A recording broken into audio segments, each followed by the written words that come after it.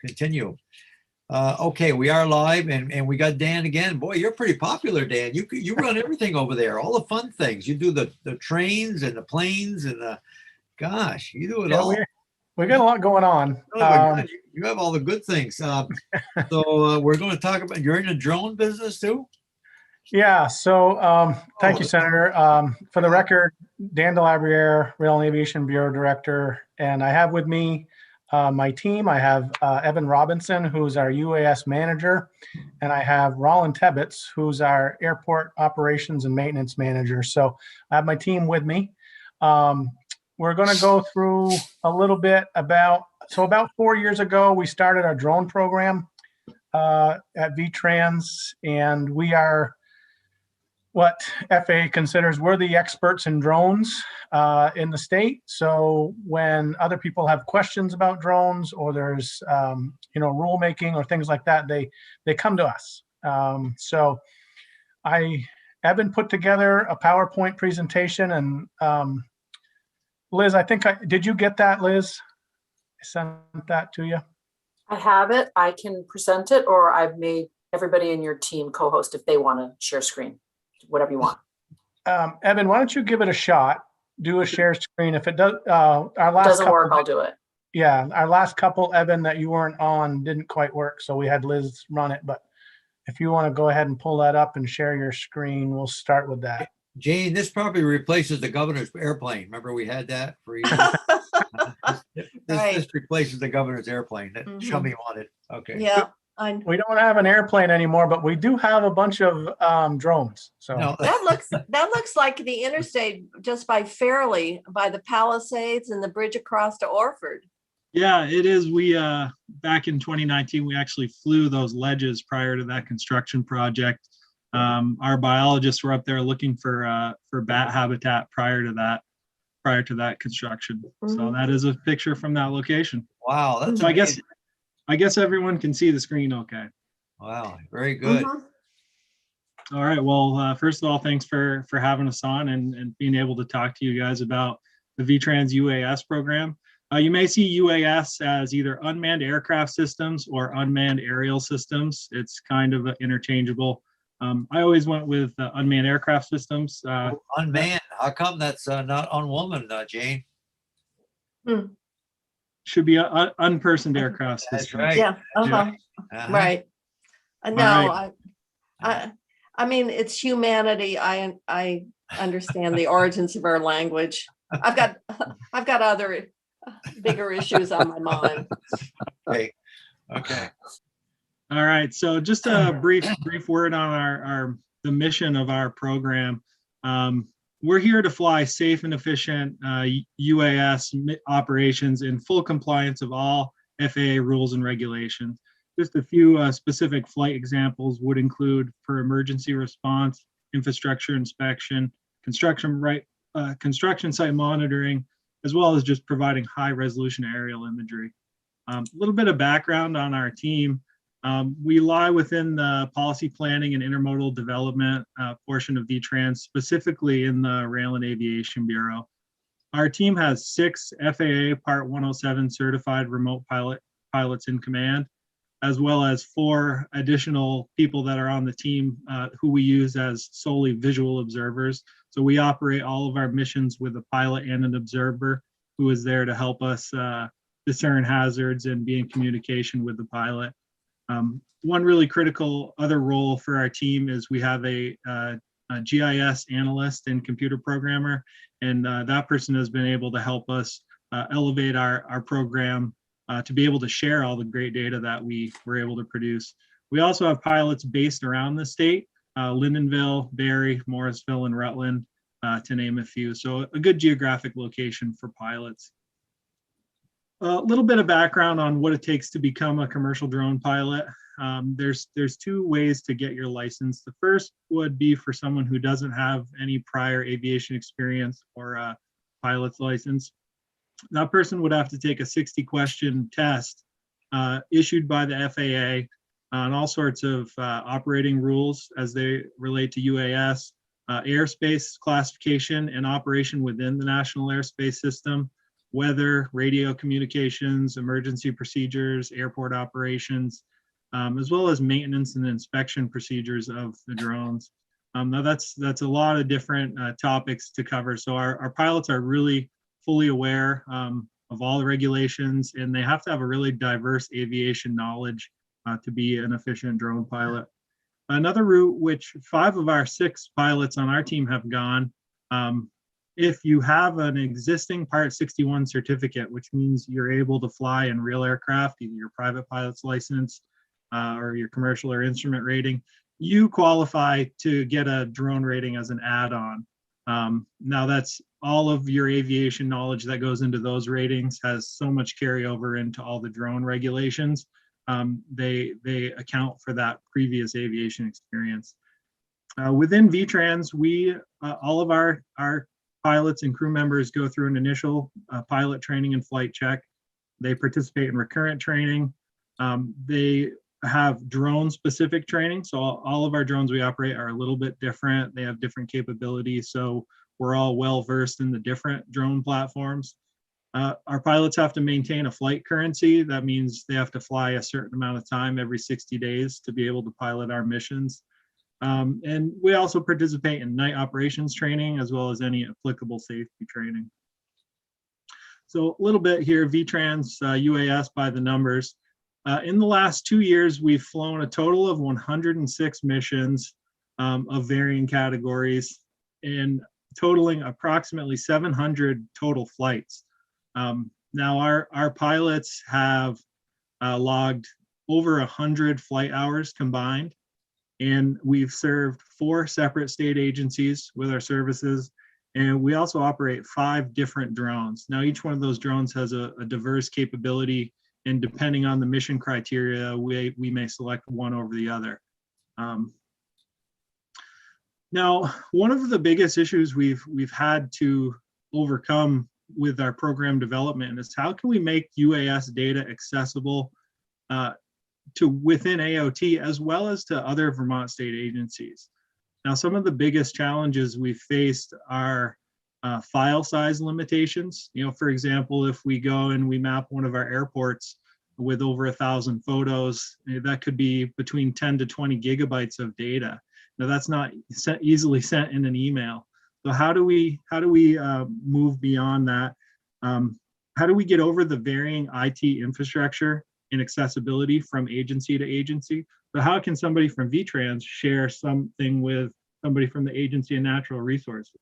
Well, it's not real easy.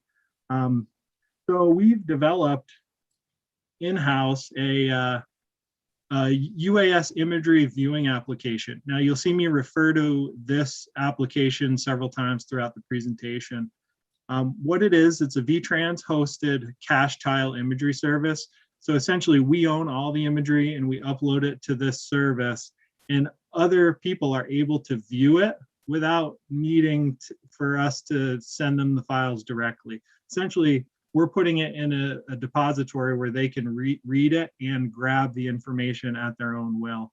So it eliminates large file transfers from agency to agency. GIS professionals from any state agency can grab this information, like I said, whenever they feel like it. And this is publicly facing, so anybody can view this. In fact, we have the link to this on our webpage. Just to show some examples of what our high resolution imagery looks like. So we would take an area, we would go fly, take downward facing photos, hundreds or even thousands of them if it's a large area. And we have a computer program that stitches them all together into a geo-referenced high resolution map. So think Google Images, or your Google Earth imagery, but to a very, very detailed extent. So here's an example of the Rutland Airport. You can see the vibrant color surrounding the airport is where we have current imagery from. On to the right, as we zoom in, you're starting to see more detail on the runway intersection. And then the next page here is just a really great example of the clarity that we can achieve. So our, you can see runway lights, you can see all of the lettering and the pavement condition, all of the cracks. That's a really powerful tool for us in many applications. Currently at VTrans, we have conducted several missions. These categories are just a few, for example. And as we move forward, you'll see some scenarios and use cases of these types of missions, but we're using the drones for infrastructure inspection, post-weather event damage analysis, and the damage extent mapping, project status tracking via high-resolution imagery. We can use our imagery to create obstruction analysis, specifically at our airports. Our public outreach team uses our imagery on social media and on our website. We've used the drones for traffic pattern monitoring, geological stability and landslide mapping, as well as documentation of historic structures and locations. Just get into some of the emergency management use cases. This here is an image that we took back in 2019. We had some flooding along the White River corridor. This is the White River spilling out into Route 14 in Royalton. And although the consequences were fairly low for this specific image, you're able to kind of see how a picture can be so valuable to display damage extent or the severity of a flooding or other natural disaster event.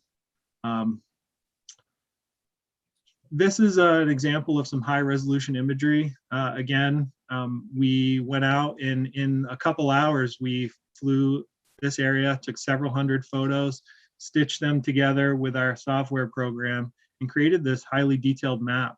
Now, again, this is an area where there wasn't any consequences. This was when we were first learning for a test, but it's really powerful to show, like, you can overlay this in near real time, see the overall extent of where the flooding goes. So you can see there the stream bed and how far the standing water extends beyond its bank. So this would be a really powerful use case for a natural disaster or flooding event in the future. Here we were able to provide some high resolution pictures for the Loveland Brook Bridge failure. This is back in November of 2019, while the Halloween storm that took this bridge out. As you can see from these photos, it's pretty severe damage, and this bridge was actually replaced with a temporary bridge. Now, all the photos taken here were used in documentation, and as well as used potentially for federal reimbursement on projects like these. Same storm, GMRC washout in Cuttingsville. We were asked to go down and fly this and document this site as well. Same location. This is a snapshot from our imagery application. And I would just like to point out on the far right of the screen, you can see that's the best quality that exists for aerial imagery for that area. And then as you travel to the left, you can just see the difference in the quality of the trees in our image versus what's actually available normally. Another documentation of the same storm, we were able to go out and capture imagery of the Lamoille Valley Rail Trail washout in Hyde Park. So just some considerations for emergency management. We are able to have rapid creation of high resolution maps and affected areas. Another really important part, a role that UAS would play in an emergency is acting as eyes in the air. Now, is the location safe for our crews to even be? We are able to send the drone up to assess the situation in real time, and the emergency planners are able to make a call right then and there to say, hey, boy, this is safe, we can start work here. Or maybe the drone can go up and see hazards that aren't really necessarily seen from the ground. So it's a great tool to make an on-site safety assessment following an emergency. We do have search and rescue capability with our drones. We have a high resolution infrared camera. We're able also, like I said earlier, to document these events for damage estimates and FEMA reimbursement. Where our public outreach teams are able to use our imagery to create public awareness about closures and damage extent.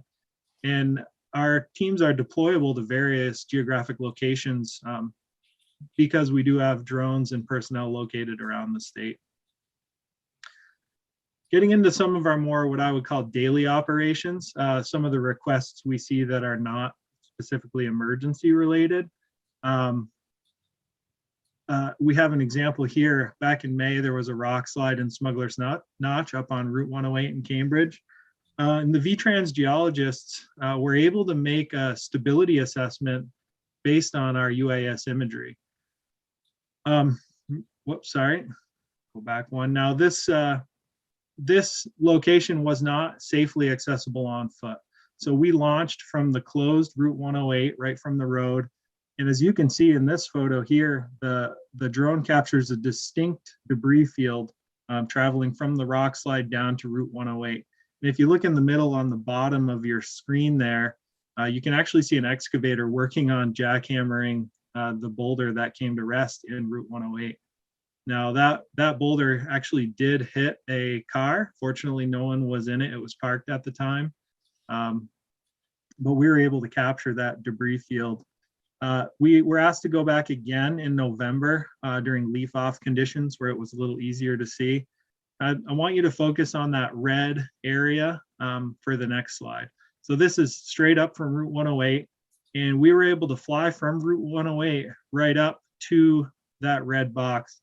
Now this location is the origin of the Route 108 rock slide. This is where all the material directly came from. Now we took a whole bunch of pictures of this area, and the geologists from VTrans and the Vermont Geological Survey were able to look at these photos and make some type of assessment on the stability and make judgments about recreation in that area in the future. Moving down south to for this example, this is a rail bridge next to a highway bridge in Dorset, Vermont. Now there were some issues upstream of the highway bridge, which is just out of the picture at the top of the screen.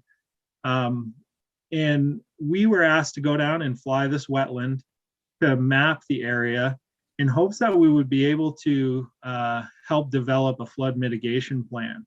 Now, based on our high resolution imagery, we were able to zoom in. I'm just gonna, next slide, pay attention to the red box. This is that same area, just increased in size. The VTrans hydro technicians, along with Agency of Natural Resources, was able to locate downstream features that were potentially the cause of some of the flooding backup upstream. Now, this map was assisted in developing a plan for the future to mitigate the flood in this area. So our program lies within the Rail and Aviation Bureau, so we're definitely using drones in and around our airports when we can. We currently have high resolution imagery for 8 of our 10 state airports, with hopes to get the final 2 here this year, upcoming. Many different use cases. We're able to use them for pavement condition assessment, asset management, developing permits, using our imagery on permits, vegetation management, as well as identification of potential obstructions in our airport's approaches. Here's an example. This is down in Springfield of our current UAS imagery overlaid on a map, just to help really clearly show potential new development on our airports. This is part of the 2019 master permitting plan for the state airports. So this bright colored product here is called a digital surface model. From our drone imagery, the same images we take to get the high resolution photo maps, the software is able to determine elevations based on all of those photos using a process called photogrammetry. Now, this specific photo here is a digital surface model of a VTrans garage in District 9 in Irisburg. And you can see the elevations are from red to blue, blue being a low elevation, red being a higher elevation. For example, down in the bottom right, you see the tall trees are in red, and the blue above that is at the bottom of a sand pit. Now, a model like this can be used for many different things. Specifically, we have many requests right now from the VTrans water quality unit to fly our facilities, where they're able to use a combination of the imagery and these digital surface models to help create a stormwater plan. Now, GIS analysts can actually use a digital surface model like this. They can model runoff of water based on the terrain that's in these digital surface models. So it helps them make a plan for best practices at our facilities in regards to stormwater and other items like that. The imagery also can be used for developing facility safety plans. And we look forward to flying more of these facilities. We currently have 15 active flight requests just for this spring at our VTrans facilities. Our public outreach team at VTrans uses many of our photos and videos for either a social media presence or on the website as well. Here's just a couple of examples. Back in May of 2020, we were able to assist with a food bank distribution many of our airports. This one in particular was at Caledonia, and our public outreach team was able to use these photos to help spread the word that we're having these events and to help people understand what they may expect when they get to one of these events. As you can see, this post in particular reached over 18,000 people. Another example, just for project updates, the Middlebury Tunnel project that was completed last year. There's another example of how our public outreach team uses our imagery to help spread the word about VTrans and its projects. One of the huge successful parts of our program has been our collaboration with other state agencies. We've worked for several agencies. Our program is open and taking requests from any state agency that needs a drone operation. If we're able to fit it into our schedule and the mission makes sense, we're more than happy to fly for anyone. In this specific example, we were asked by Buildings and General Services to fly the McFarland State Office building in Barrie. Now they asked us to fly the perimeter and take detailed photos of the bricks and the chimneys on the roofs. Now they used all of these photos, were given to a BGS project manager and architect to help prioritize repairs and budget accordingly into the future. And this is a top-down look straight into the chimneys at BGS. Now, getting to the top of this chimney that you see here on the exterior was not accessible under traditional methods.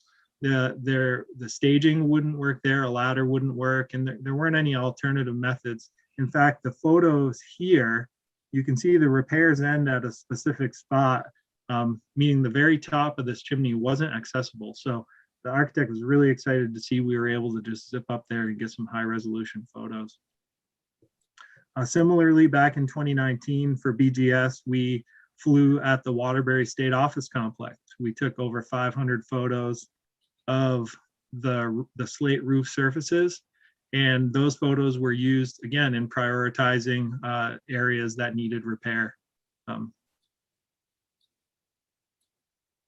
Another collaboration we have here is in 2019, we were asked by the Vermont Geological Survey to come out and fly the Cotton Brook landslide. This happened up on state land in the Cotton Brook drainage, the largest known landslide in Vermont, or recorded landslide. And from our imagery, the Agency of Natural Resources team was able to use our photos for public outreach. We created high resolution maps for their analysis, as well as a digital terrain model. They were able to estimate the volume of sediment that traveled down Cotton Brook into the Waterbury Reservoir. And they're also able to make stability assessments to help guide the recreational openings and closings for that area. this landslide affected some recreational trails in the area. And it was a collaboration between us, the Vermont Geological Survey, Forest Parks and Rec, UVM, and Norwich University. And we went back in August of 2020 to make a year-to-year comparison. And based on the imagery we created from 2019 to 2020, they were actually able to measure that the landslide increased in size by 1.4 acres of surface area. So really valuable to be able to see the change over time using drone imagery. Just another couple of shots. This is the outlet from 2019 following the initial slide. All of that fresh sediment and buildup there is the landslide. All of that sediment made it down Cotton Brook into Waterbury Reservoir. The geologists also made estimates, moving to 2020, they were able to make estimates of change from 2019 to 2020 down at the outlet as well. You can see there isn't much navigable water between the outlet and the edge of Waterbury Reservoir. And another interagency collaboration, we have really forged this bond with the Vermont State Police UAS program. We've really developed our programs in parallel. You know, we started at a very similar time. We've been in close contact with them, and we have developed fairly consistent procedures and operating principles. And we have also been involved with many collaborative training efforts. Specifically, I was invited down to a search and rescue and night operations training using UAS with them in September. And the point of that is we would really like to have a reciprocal UAS support established, meaning if VTrans has an event and we really need more UAS support, having consistent procedures and principles would allow the state police to come in and assist us if we needed it, as well as us being able to assist them on a search and rescue or a large crash reconstruction or anything like that. So really happy to have their support and to be involved with their operations. So looking forward, we really would just like to provide consistent and accurate UAS imagery for various transportation applications. We're working on continual development of integration of UAS for the Agency of Transportation. We're also continuing to work across agency lines to provide a valuable resource to all sections of Vermont government. We're ready for a rapid deployment in emergency situations. And we're also looking to just expand awareness and education regarding the efficiency and safety of UAS operations. Any questions? How many drones do you have? We operate 5 different drones. 5 different ones. And what's their airtime? An hour, 2 hours? How long? No, unfortunately not. 25 to 30 minutes at the most on some of our newer drones. And on average, I would say 20 to 25 minutes. So someone has to tell that drone to come back within 20 minutes or it automatically comes back? Yeah, it's a combination. It depends if you're flying an automated flight. You know, on our survey missions, we fly automated flights, so a predetermined grid. And yes, the drone will come home when the battery is at a specific level. It'll return. But if you're out flying, you know, manually capturing photos, the operator would generally bring it back. They run by electricity or they're Yep, these are all lithium battery operated drones. okay. And they charge them up with a couple hours or something. They go back. Yeah. Normally it takes about an hour for one set of batteries to charge. We have all sorts of different equipment. You know, we have multiple sets of batteries, first of all, to get us through a day's worth of flying. But we do have multiple chargers and charging stations where sometimes the batteries charge. You know, I can see that being a big asset for search and rescue for people that are lost. I mean, at daytime, you know. Yeah, absolutely, as well as nighttime. The Vermont State Police have used their drones, attempted search and rescues. I'm not sure if they've found any subjects yet, but we also do have the same capability. So if there was a large scale event, you know, having that collaboration with them would be beneficial. Take it. Do they have Yeah. Go do ahead. they have night vision capability? No, not that I'm aware of. At least that's publicly available. But the high resolution infrared essentially acts as a night vision if you're able to delineate those heat sources. Is that you up on the tower center, Ingalls, up there with the jacket on? Is that you? It is. It is. I Yeah. thought- Yeah. That was when I had hair. I can't imagine those guys walking around that place. Oh my God, look at it. Whew. No, that would not be me. Oh my God, with the snow up there and everything. And Oh I yeah. hope he's tied in there. Anyway, that's amazing what drones can do in the future. Wow, it's amazing. Yeah, and I think, if you look at kind of where we started out, we got some drones. We were like, well, we're going to be able to do some imagery. But as our program has grown, there's just been almost infinite number of requests and different needs. So our program's growing. We seem to, Evan and Roland, who are on the call here, have done a great job with this program, growing it, complying with all the FAA rules, making sure Vermont and other agencies in Vermont are complying with FAA rules, as we are kind of the experts in this. So no, this team's done a great job with this, and I just see this program growing more and more. Can private enterprise hire that at an hourly fee, Dan? We haven't moved into that, Senator Ingalls. We aren't looking to do that. What we're really looking to do is offer services to our sister agencies more than the public, because we see the need across, like Evan had mentioned, the Agency of Natural Resources, state police, those types of folks. There's no real need for them to have their own program. We can offer the service for them, even though some of them do have their own program. But Is that service available to you, Senator Ingalls, for real estate? I mean, there are people who want to do that. I had a It drone. must be private enterprise. I had a drone, and it was an inexpensive one, and it's still flying away because it got away from me in the wind. And I've got another one that I spent quite a bit more money on it, but it's sitting right in the box where every good drone should be until you're qualified to run it. I would think there'd be people out there that are doing this for a living these days. there are. Oh, there are. Oh, Yeah. there are. Okay. Okay. Yeah. There are, and you do have to, and if you were going to use it for a real estate agency or something like that, you technically need to be a certified commercial pilot to do that.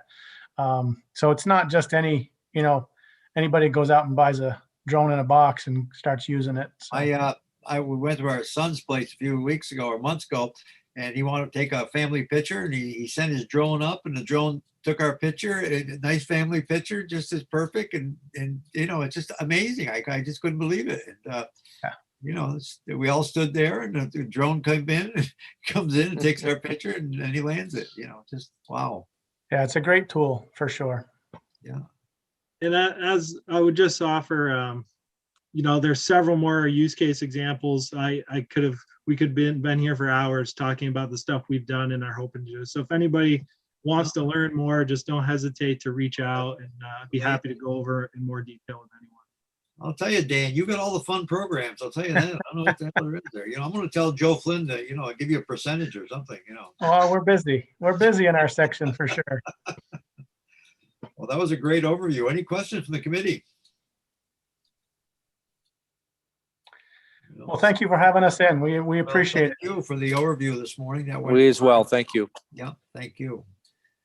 All right. Okay. committee, Thank you, everyone. I think we have a break until 1, and we're on the floor. Any questions from the committee on anything that we have?